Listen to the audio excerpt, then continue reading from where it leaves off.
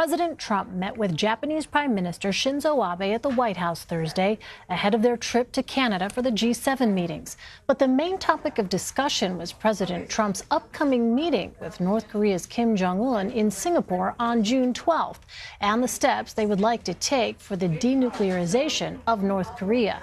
Paula Reid has more. Maybe we'll start with the White House. What do you think?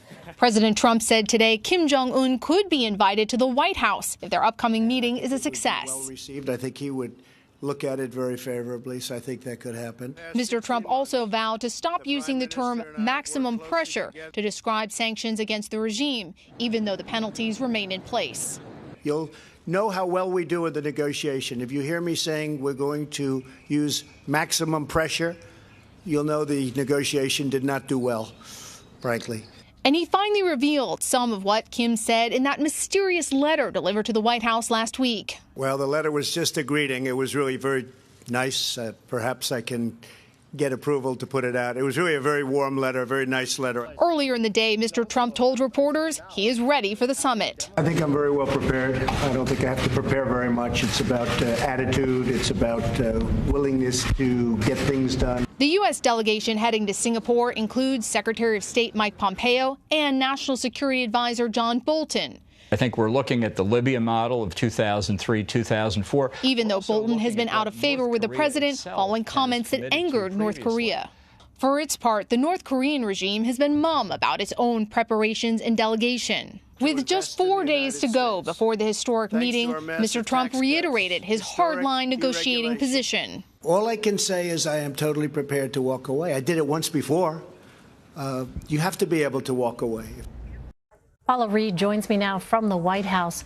Paula, Secretary of State Mike Pompeo suggested Thursday that Congress might be brought into any agreement with North Korea. Do we know what that would look like? He wouldn't say specifically the format, whether or not this would be a treaty or how it would work. But the intention here is to make sure that any agreement with North Korea involves Congress so that it survives the current administration. They sort of saw what happened with the Iran deal and how easy it was for President Trump to just walk away from that, because with that deal, the Obama administration did not go through Congress. So the fact that he's floating the idea that any deal could be brought to Congress, the whole idea is just to make sure it's something permanent and not something that will be turned over or overturned by his successor. Well, as you mentioned, this summit is only days away. What kind of preparations have been made ahead of this meeting? Well, the president told reporters early today that he didn't think he needed to do much preparation, that he's ready for the summit, and it's really all about attitude. But his Secretary of State gave a little more detail. He said certainly the president is preparing, along with him, and even to some extent his National Security Advisor, John Bolton. Both of those men will accompany the president as part of his delegation to Singapore to meet with North Korea. Now, there are also, of course, people on the ground in Singapore who have been working to lay the ground for this summit. Well, Pompeo also addressed Rudy Giuliani's comments that Kim Jong-un, quote, came back on his hands and knees begging to bring back the summit. Is there concern his remarks could impact the tone of this meeting? Absolutely. You have to remember that this summit has already been canceled once over rhetoric, insults against Vice President Mike Pence. So when the president's personal attorney, Rudy Giuliani, who does not traditionally work on any national security issues, made these comments that would likely be insulting to any world leader, there was a lot of concern that perhaps if North Korea wanted an excuse to get out of the summit, Rudy Giuliani had just given them one. Today, Pompeo tried to dismiss these, saying that Mr. Giuliani was just speaking in jest, saying he does not speak for the administration and that he was merely speaking to a small group of people. So he tried to downplay them, and so far, it does not appear that there's been any public backlash or threat to cancel the summit. Well, Paula, Prime Minister Abe has insisted Japan will accept nothing less than total denuclearization in North Korea. Are Japan and the U.S. on the same page at this point? It seemed that way during the press conference today. One of the issues that's incredibly important to Japan is the issue of abductions and its citizens who have been abducted or in North Korea, and they want the president to bring that up at this summit.